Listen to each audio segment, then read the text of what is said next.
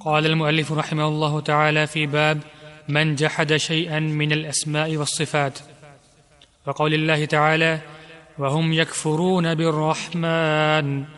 وفي صحيح البخاري قال علي حدثوا الناس بما يعرفون أتريدون أن يكذب الله ورسوله.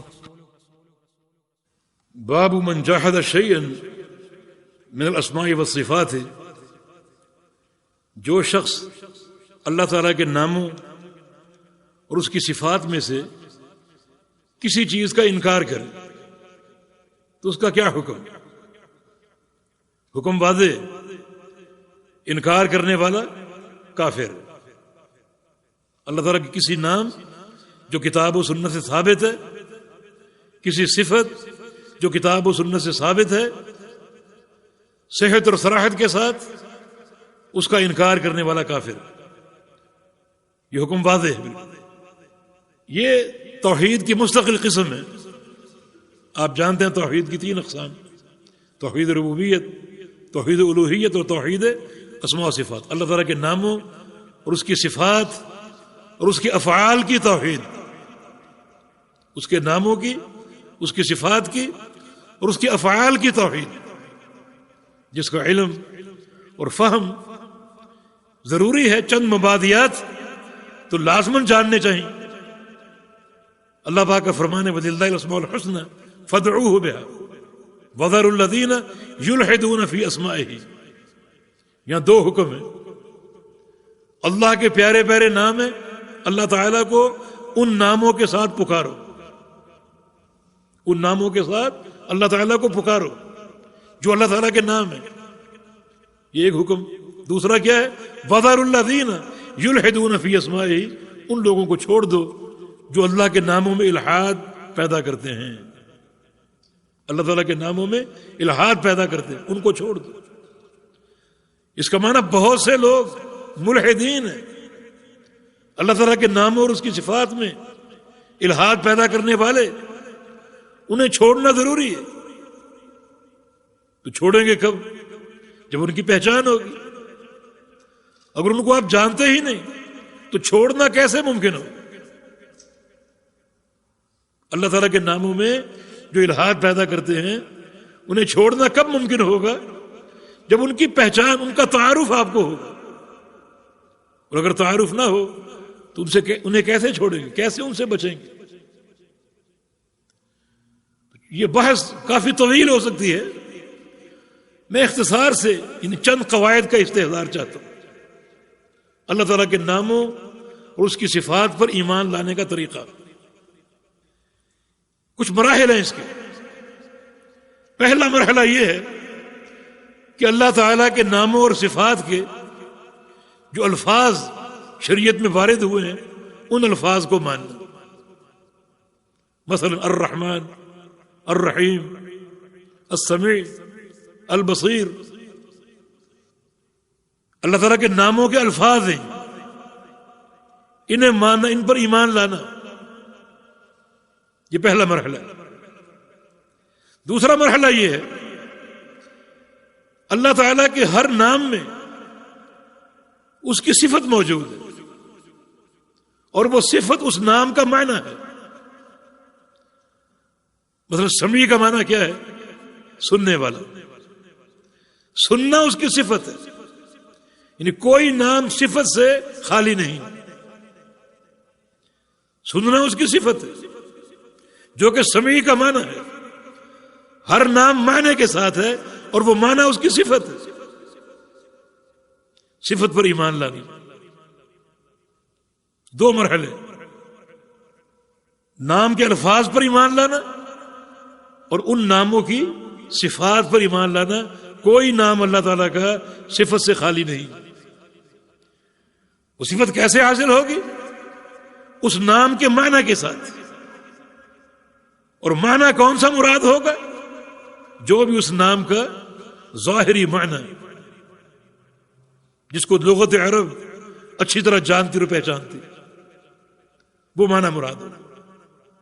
اس معنی میں کسی قسم کی کوئی تعویل روا نہیں ہوگی، کوئی تعویل روا نہیں ہوگی۔ یہ مراحل۔ اور یہ سب کچھ قبول کرنا، سب کچھ ماننا کسی تشبیہ کے بغیر، اس طرح قبول کرو، اس طرح مانو کہ خالق کی مخلوق سے تشبیہ پیدا نہ ہو، تشبیہ لازم نہ ہو۔ یہ ایمان کا طریقہ اور الحاد سے بچنے کا طریقہ، کیونکہ ملحدین کا الحاد جو ہے وہ انہی صورتوں کے اندر محدود ہے۔ کچھ ملحد ایسے تھے جو اللہ تعالیٰ کے ناموں کے الفاظ ہی کو نہیں مانتے تھے۔ یہ قوم جہمیہ جو معطلہ، تعطیل کرنے والے، اللہ تعالیٰ کے ناموں کو اور صفات کا انکار کرنے والے جہمیہ، یہ جہم بن صفوان کے پیروکار تھے۔ جہم بن صفوان نے یہ عقیدہ اپنے استاد جعد بن درہم سے لیا، اور جعد بن درہم نے یہ عقیدہ اپنے استاد ابان بن سمعان سے لیا۔ ابان بن سمعان نے یہ عقیدہ اپنے استاد طالوت سے لیا، اور طالوت بھانجا ہے لبید ابن عاصم کا، وہ خبیث یہودی جس نے اللہ کے پیغمبر پر جادو کیا تھا۔ یعنی اس اللہ کے ناموں کی سازش میں یہودی شامل ہے، ناموں کے انکار میں جو سازش ہے وہ یہودیوں کی۔ انہوں نے خالق اور مالک کی اسماء و صفات کی توحید کو لیا اور اپنی مشرق کا نشانہ بنایا۔ توحید ربوبیت کا انکار اور توحید الوہیت کا انکار وہ کروانے میں کامیاب نہ ہو سکے، اور نہ یہ ممکن تھا، مگر خالق کائنات کے ناموں پر انہوں نے اس طرح کلام کیا، ایسے شوشے چھوڑے، ایسے لوگ پیدا کیے جن کے یہ افکار آپ نے سنے۔ یہ جہمیہ اللہ تعالیٰ کے ناموں اور صفات کے الفاظ تک کے منکر۔ ایک فرقہ معتزلہ جو اللہ تعالیٰ کے ناموں کے الفاظ کو مانتا ہے، مگر وہ کہتے ہیں کہ یہ سارے الفاظ معنی سے خالی ہیں، معنی کوئی نہیں ان کا، بغیر معنی کے متشابہات ہیں، جیسے الف لام میم، کوئی اس کا معنی نہیں، متشابہات میں سے۔ معنی کیوں نہیں کرتے؟ معنی کریں گے تشبیہ لازم آئے گی۔ وَذَرُوا الَّذِينَ يُلْحِدُونَ فِي أَسْمَائِهِ، اللہ کے ناموں میں الحاد پیدا کرنے والوں کو چھوڑ دو، ان کے مذہب کا انکار کرو اور مذہب حق کو مانو۔ جہمیہ نے ناموں کا انکار کیا، معتزلہ نے ناموں کے معنی کا انکار کیا۔ ہمارا عقیدہ کیا ہے؟ اس کے نام بھی برحق ہیں اور ہر نام معنی کے ساتھ ہے۔ معنی کیا ہے؟ جو سیدھا سادہ لغت عرب میں ثابت ہے، کسی تعویل کے بغیر۔ اور آج ہمیں ان تعویلوں کا سامنا ہے۔ آج امت میں سب سے بڑا الحاد اللہ پاک کے ناموں میں تعویلوں کا الحاد۔ بحمدللہ ہمارا عقیدہ اللہ تعالیٰ کے اسماء و صفات میں وہی ہے جو فتنے کے وقوع سے قبل تھا۔ فتنے سے مراد شہادت عثمان غنی رضی اللہ عنہ، یہ صحابہ کا دور، صاف ستھرا دور۔ اس دور میں جو عقیدہ تھا اللہ تعالیٰ کے صفات کا، اللہ تعالیٰ کے اسماء کا، وہ عقیدہ ہمارا۔ فتنے کے دور کے بعد باہر سے افکار آ گئے، علم کلام آ گیا، فلسفہ اور منطق کی بھرمار، عربی میں تراجم، پھر جو فرقے جنم لیے، ہر فرقے کے عقیدے میں علم کلام کا عمل دخل شامل ہو گیا۔ مثال کے طور پہ فتنے کے دور سے قبل، شہادت عثمان غنی سے قبل، صحابہ کا دور تھا۔ کیا عقیدہ تھا اللہ تعالیٰ کے کلام کے بارے میں؟ اللہ تعالیٰ کلام فرماتا ہے، اس کے مظاہر قرآن و حدیث میں موجود ہے۔ وَكَلَّمَ اللَّهُ مُوسَىٰ تَكْلِيمًا، اللہ نے موسیٰ سے کلام کیا۔ وَمَا مِنْكُمْ مِنْ أَحَدٍ إِلَّا وَسَيُكَلِّمُهُ رَبُّهُ وَلَيْسَ بَيْنَهُ وَبَيْنَهُ تَرْجُمَانٌ، قیامت کے دن تم سب سے تمہارے پروردگار نے باتیں کرنی ہے، حساب لینا ہے، اس طرح لینا ہے کہ اللہ اور بندے کے درمیان کوئی ترجمان نہیں ہو۔ کلام حق ہے، ثابت ہے، اللہ کلام فرماتا ہے، کلام فرمائے گا، جب چاہے گا کلام کرے گا۔ جب چاہے گا کلام کرے گا، جب چاہتا ہے کلام کرتا ہے۔ موسیٰ علیہ السلام سے کلام کیا، قیامت کے دن کلام کرے گا۔ یہ صحابہ کا عقیدہ کلام پر حق ہے، اور وہ کلام انہی الفاظ اور حروف میں کرتا ہے جو عربی کے ہمارے پاس ہیں، الف با تا تھا، اور وہ کلام مفہوم ہے، مسموع سنا جاتا ہے، مقروء پڑھا جاتا ہے، مکتوب لکھا جاتا ہے۔ قرآن اس کا کلام ہے، قرآن پڑھتے بھی ہیں، سنتے بھی ہیں، لکھتے بھی ہیں۔ یہ اس کے کلام کی جو ہے وہ خاصیات ہے۔ فتنے کے بعد کیا ہوا؟ فتنے کے بعد کلام کو مانا گیا تعویل کے ساتھ۔ کیا تعویل؟ کہ یہ کلام نفسی ہے، کلام لفظی نہیں۔ ہم جو بول رہے ہیں یہ کلام لفظی ہے، الفاظ کے ساتھ بول رہے ہیں۔ اللہ تعالیٰ کا کلام لفظی نہیں، بلکہ اس کا کلام نفسی۔ معنی اللہ تعالیٰ جو فیصلہ نافذ کرنا چاہتا ہے اس فیصلے کی گفتگو نہیں کرتا، بلکہ وہ فیصلہ کسی کے اندر ڈالتا ہے۔ مثلا جبریل امین، انہیں اس فیصلے سے آگاہ کر دیا، ان کے دل میں ڈال دیا۔ اب جبریل نے اس فیصلے کے الفاظ بنائے، اس فیصلے کے الفاظ بنائے۔ مانا وہ الفاظ مخلوق ہے، اس فیصلے کے الفاظ پیدا کر کے جبریل کے اندر ڈال دی۔ وہ الفاظ مخلوق ہیں۔ اسی معنی میں لوگ قرآن کو مخلوق کہتے ہیں۔ کلام الرحمن ہے، کلام اللہ ہے۔ اللہ تعالیٰ نے یہ الفاظ پیدا کر کے جبریل کے اندر ڈالے، اور جبریل نے وہ الفاظ اللہ کے پیغمبر تک پہنچائے۔ یعنی کتنے مظالم ہیں، کتنے ظلم ہیں۔ صفت کا انکار تعویل انکار ہی۔ کلام نفسی کی اصطلاح نبی علیہ السلام کے دور میں تھی، صحابہ کے دور میں تھی۔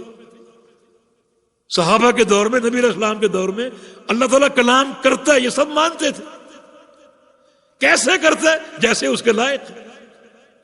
کیا ہماری طرح کرتا ہے؟ نہیں۔ کیوں؟ لیس کمثلہ شیء، اس جیسی کوئی چیز نہیں۔ تشبیہ تو ہے ہی نہیں۔ تشبیہ کب پیدا ہوگی؟ جب عقیدہ یہ ہو کہ اللہ تعالیٰ کلام فرماتا ہے بالکل ویسے ہی جیسے ہم کرتے۔ اب یہ کہتے ہیں کہ تعویل ضروری، اللہ کے کلام کو ہم نے مان لیا تو کلام تو ہم بھی کرتے ہیں۔ تشبیہ لازم آئی، اور ہم کلام کرنے کے لیے کچھ چیزوں کے محتاج ہیں، زبان کے محتاج ہیں، حلق کے محتاج ہیں، دانتوں کے محتاج ہیں، یعنی حروف کے مخارج مختلف ہیں۔ تو اللہ تعالیٰ کا بھی احتیاج ماننا پڑے گا کہ وہ بھی ان چیزوں کا محتاج ہے۔ لہذا یہ تعویل کرو، یعنی خود ساختہ ایک وہم اور شبہ، اس خود ساختہ شبہ کے تحت صفت میں تعویل، اور تعویل کا معنی انکار ہے۔ یہ تعویل انکار ہے۔ میں کہوں میں اس بوتل کو مانتا ہوں مگر یہ شیشے کی، حالانکہ پلاسٹک کی، میں نے مانا ضرور اس کو، مگر میں نے اس کو شیشے کا مانا۔ شیشے کی ہے یہ؟ جب نہیں ہے تو پھر اس کا انکار ہے۔ کسی بھی صفت اور کسی بھی نام کو ماننے کا معنی یہ ہے کہ اس کو اس کی حقیقت کے ساتھ مانے۔ حقیقت کے ساتھ نہیں مانو گے یہ اس کا انکار ہو۔ اللہ تعالیٰ کا احتیاج ثابت ہوتا ہے کہ وہ دانتوں اور حلق کا نعوذ باللہ محتاج۔ کتنے ایسے واقعات ہیں جن میں کلام کا ذکر ہے۔ صحابہ کہتے کہ نبی علیہ السلام کے ساتھ ہم کھانا کھا رہے ہوتے، ہاں، ہم نے نبی علیہ السلام کے ہاتھ میں لقمے میں تسبیح کی آواز سنی۔ لقمہ اللہ کے پیغمبر کے ہاتھ میں تھا، لقمے سے سبحان اللہ کی آواز آ گئی تھی۔ کوئی لقمے کا کوئی حلق، کوئی دانت، کوئی زبان، کوئی ہونٹ ہے؟ نہیں ہے۔ پھر لقمہ کیسے کلام کر رہا ہے؟ کس نے توفیق دی؟ اللہ تعالیٰ نے۔ تو اس کی اپنی قدرت کیسی ہوگی؟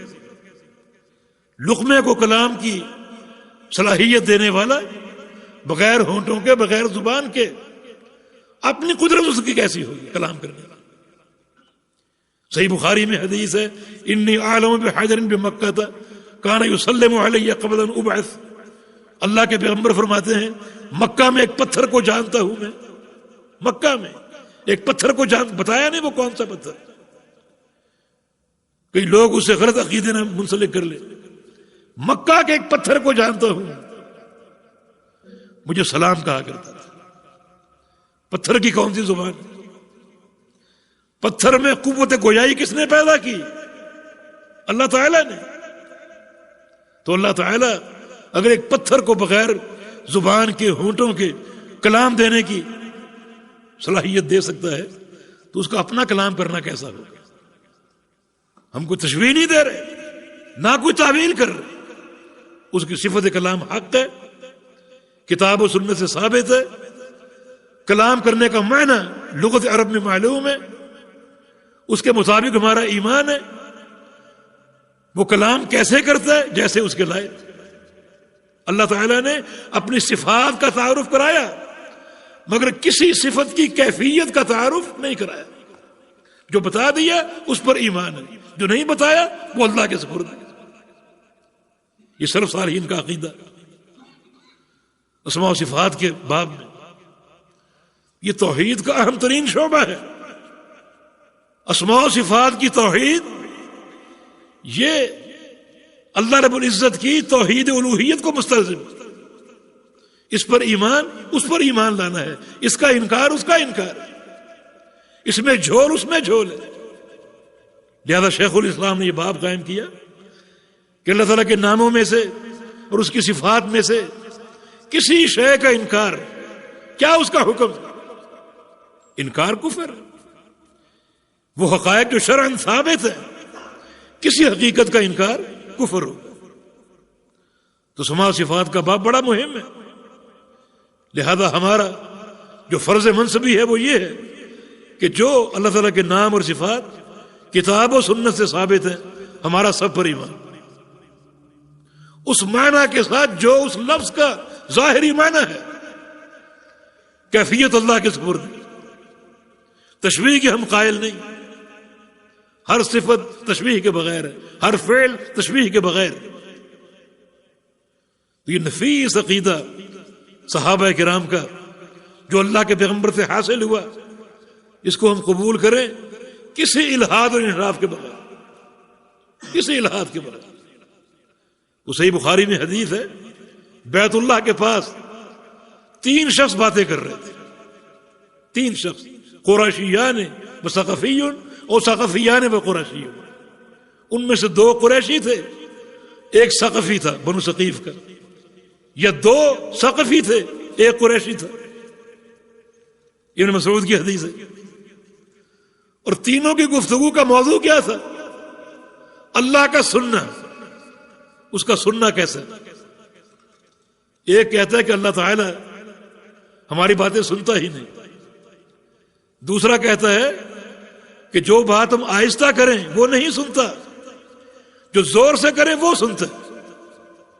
تیسرے نے کہا اگر وہ زور کی بات سن سکتا ہے تو آہستہ والی بات بھی سن سکتا ہے. یہ تینوں میں گفتگو ہو رہی ہے.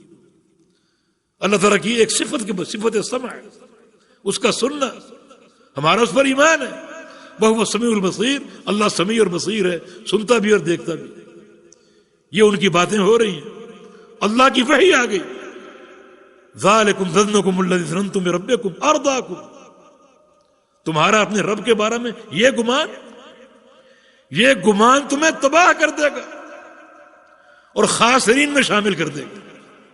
اللہ رب العزت کی کسی صفت میں کوئی الحاد، کوئی اضطراب مہلک ہے، بربادی ہے. یہ بدگمانی تمہیں تباہ کر دے گی. اس علم کے ساتھ ایک صحیح تعلق استوار کرو. صفات باری تعالیٰ کا علم. صحیح بخاری میں حدیث ہے، رسول اللہ صلی اللہ علیہ وسلم نے ایک سریہ بھیجا، ایک لشکر جہاد کے لیے. ایک اس کا امیر مقرر کیا. جب واپس آ گئے تو رسول اللہ صلی اللہ علیہ وسلم نے صحابہ سے پوچھا کہ امیر نے کیسی قیادت کی، امیر کی رپورٹ دو. صحابہ نے کہا بہت اچھی، لیکن ایک بات اس میں ہم نے نہیں دیکھی کہ دوران سفر جب بھی جماعت کرائی تو ہر رکعت میں سورہ اخلاص ضرور پڑھی، قل هو اللہ احد. سورہ فاتحہ پڑھی اور سورت پڑھی اور قرآن پڑھا، لیکن اختتام قرات میں سورہ اخلاص ضرور پڑھی. یہ ایک نئی چیز ہم نے دیکھی. رسول اللہ صلی اللہ علیہ وسلم نے فرمایا اس سے پوچھو اس نے ایسا کیوں کیا, ایسا کیوں کیا. پوچھا گیا, اس نے کہا کہ لأنہا صفت الرحمن, مجھے اس سورت سے بڑی محبت ہے کیونکہ یہ سورت اول سے آخر تک رحمان کی صفات بیان کر رہی ہے. اس میں رحمان کی صفات ہے, مجھے بڑی اس سے محبت ہے, اس لیے بار بار پڑھتا ہوں. تو رسول اللہ صلی اللہ علیہ وسلم نے ارشاد فرمایا کہ ان اللہ یحبہ, اسے بتا دو کہ اللہ تعالیٰ اس سے محبت کرنے لگا.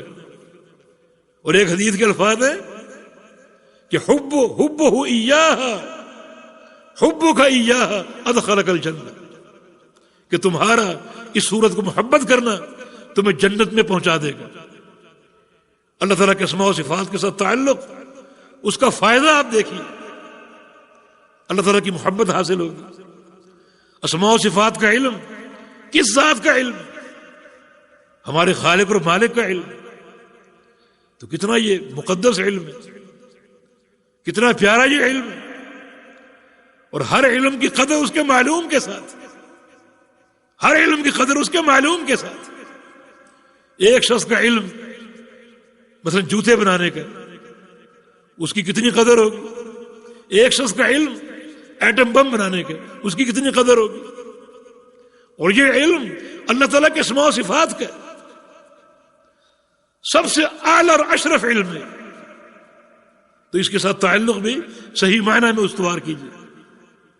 تو کسی نام یا کسی صفت کا انکار کی یہ دو صورتیں, ایک صراحتاً انکار کرنا, دوسرا ایسی تعویل کرنا جس تعویل سے اس نام کی حقیقت مسخ ہو جائے, یہ بھی انکار. اس کی حقیقت مسخ ہو جائے, یہ بھی انکار. ابن قیم رحمہ اللہ فرماتے ہیں کہ یہ جو متأولین تعویلیں کرنے والے, یہ کتنے بھیانک جرائم کا ارتکاب کرتے. اللہ تعالیٰ کے ناموں کے حقائق کو مسخ کرنا باطل مفروضوں کے تحت, کہ اگر ہم نے یہ نہ کہا, یہ تعویل نہ کی, تو تشبیہ لازم آئی. اور پھر اس کا ایسا معنی بیان کرنا جو کتاب و سنت میں کہیں بھی نہیں. حقیقت کو مسخ کرتے.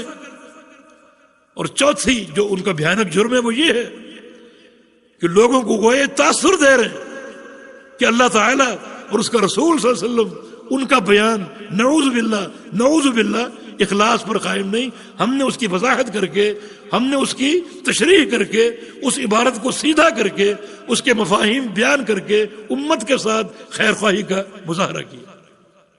کتنا بڑا باطل ہے. تو صراحتاً انکار بھی کفر ہے, اور کسی نام کی حقیقت کو مسخ کر دے تو حقیقت کو مسخ کرنا بھی اس نام کا انکار ہے.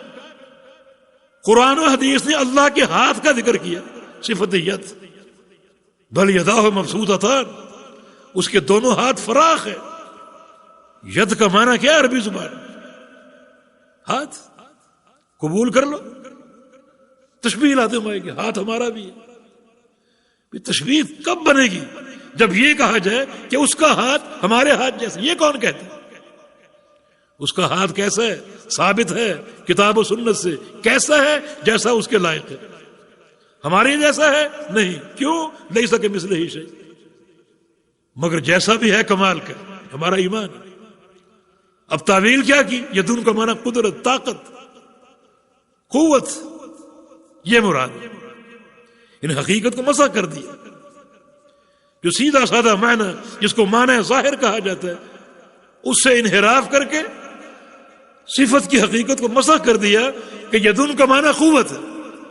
یہ معنی کیوں کیا؟ اگر یہ معنی نہ کریں تشبیہ بنے گی.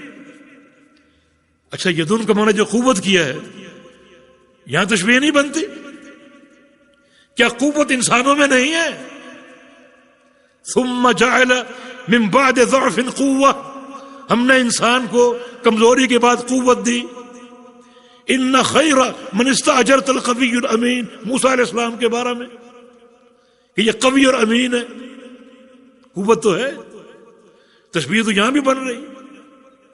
اسی لیے یہ اہل کلام متکلمین ہر وقت سراسر حیرت کا شکار رہتے ہیں. ان کی ہر کوشش کا نتیجہ حیرت. نہایت اقدام العقول اقال واکثر سعی العالمین ضلال. امام راضی کا شعر ہے. پوری زندگی علم کلام سے، فلسفہ سے اور معتزلہ کے علم سے اشتغال رہا، اور کسی مسئلے میں، ایک مسئلے میں بھی نتیجے تک نہیں پہنچ سکے. الجھنے جس قدر آگے بڑھتے معاملہ گنجلک ہوتا جاتا، اور بالآخر یہ کلمہ حق کہنے میں کامیاب ہو گئے کہ اس عقل کی ہر کوشش بندش پر منتج ہوتی، اور ہماری اکثر کوششیں بیکار جا رہی. اور آخر یہ اعتراف کر کے گئے کہ جو مذہب اہل سنہ ہے، مذہب محدثین ہے، اور خاص طور پہ امام اہل سنہ امام احمد بن حنبل کا مذہب وہ حق ہے. جب ان کا انتقال ہوا تو ان کے سینے پر علم کلام کی کتابیں نہیں تھیں بلکہ صحیح بخاری رکھی ہوئی تھی. یہ اقرار اور اعتراف کر کے. تو کسی بھی صفت کی تعویل، اور یہ ایک انتہائی ظلم ہے. تعویل کا معنی کیا ہوتا ہے؟ یہ ایک لفظ کا حقیقی معنی، اور تعویل کا معنی کیا ہے؟ اس کا مجازی معنی. دین تو آسان ہے. اللہ تعالیٰ کے ناموں اور صفات میں اگر ہر صفت کا معنی مجازی لوگے تو وہ تو مشکل ترین ہوتا ہے. آسان کیا ہے؟ حقیقی معنی یا مجازی معنی؟ حقیقی معنی آسان، مجازی معنی اس کی تعویل کرنی پڑے گی، اس کا قرینہ تلاش کرنا پڑے گا. کس قرینے کے تحت آپ نے معنی مجازی ذکر کیا؟ یہ باتیں سمجھنے کے قابل ہیں. خاص طور پہ عامت الناس عقیدے کے امور کو سمجھ سکتے ہیں. معنی مجازی کیا ہے، قرینہ کیا ہے. پھر ایک جگہ نہیں، دو جگہ نہیں، تمام صفات میں 7 صفات کے علاوہ ہر صفت میں تعویل اور قرینے کی بحث. عقیدہ تو آسان ہے، دین تو آسان ہے، اس قدر اس میں اشکال پیدا کر دیا. تو مسئلہ اسماء و صفات کو جاننا اور پہچاننا یہ بڑی اہمیت کا حامل ہے. یہ توحید کی مستقل ایک قسم ہے، اور صحیح ایمان لانا ضروری ہے. وَلِلَّهِ الْأَسْمَاءُ الْحُسْنَى فَادْعُوهُ بِهَا. اس کے پیارے پیارے نام ہیں، ان ناموں کے ساتھ اللہ کو پکارو. عافیت کا راستہ وہی ہے جو بہت سے محدثین کا قول ہے. امام مالک کا قول، امام اوزاعی کا قول، امام شافعی کا قول، حماد بن زید کا قول، امرّوہا کما جاءت. یہ نام اور یہ صفات جس طرح وارد ہوئی ان کو اس طرح جاری کر دو، کسی تعویل کے بغیر، کسی تعطیل اور تشبیہ کے بغیر ان کو جاری کر دو. یہی عافیت کا راستہ. وقول اللہ تعالی وہم یکفرون بالرحمن، اشارہ کفار قریش کی طرف کہ وہ کفر کرتے رحمان کے ساتھ. وہ کہتے تھے کہ ہم لفظ اللہ جانتے ہیں، لفظ رحمان نہیں جانتے. اور کبھی کہتے ہیں کہ محمد صلی اللہ علیہ وسلم میں نعوذ باللہ 2 خداؤں کی دعوت دے رہے، ایک کا نام اللہ اور ایک کا نام رحمان. اب یہاں بھی شرک آ گیا، کہاں گئی توحید؟ حالانکہ رحمان اللہ کا نام، اس کی صفت ہے. تو یہ کفار کے کفر کی ایک وجہ، اللہ تعالیٰ کے ناموں میں الحاد اور اس کے ناموں کا انکار. رحمان کا انکار کر، انہوں نے لفظ رحمان کا انکار کیا. آج ایسے لوگ موجود ہیں جو رحمان میں تعویلیں کر کے اس صفت کی حقیقت کو مسخ کر دیتے. رحمان میں رحمت ہے، اللہ تعالیٰ کی رحمت کو نہیں مانتے. وہ کہتے ہیں کہ رحمت کا لفظ اور یہ صفت جہاں بھی آئے گی اس سے مراد ارادہ انعام ہوگا. ارادہ انعام جو رحمان کا معنی ہے ہی نہیں. رحم کرنے والا، رحمت کرنے والا، اس کی رحمت حق ہے. ارحموا من فی الارض یرحمکم من فی السماء. تم رحم کرو زمین والوں پر، تم پر رحم کرے گا آسمان والا. یہ حق ہے. نہیں مانتے تعویل. رحمت اگر مان لے تو اس میں تغیر ہے. جب کسی بندے میں رحمت کے جذبات پیدا ہوتے ہیں تو اس کے مزاج میں تبدیلی آتی. ایک عادی انسان بیٹھا ہو، کسی غریب کو دیکھ لے، کسی زخمی کو دیکھ لے، اس کے دل میں رحمت کے جذبات آئیں گے تو یقیناً تبدیلی پیدا ہو. اگر رحمان میں صفت رحمت مان لیں تو اس کا مطلب رحمان میں بھی تغیر آتا ہے، انفعالی صفت. پھر اس کا معنی یہ کرو ارادہ انعام، اس تغیر کے فہم سے بچنے کے لیے، یعنی صفت رحمت کی حقیقت کو مسخ کر کے رکھ دیا۔ انہوں نے لفظ رحمان کا انکار کیا، انہوں نے لفظ رحمان کا انکار نہیں کیا، مگر رحمان اور رحمت کی تعویل ایسی کی جس میں اس صفت کی حقیقت کو مسخ کر دیا۔ اس الحاظ سے بچو۔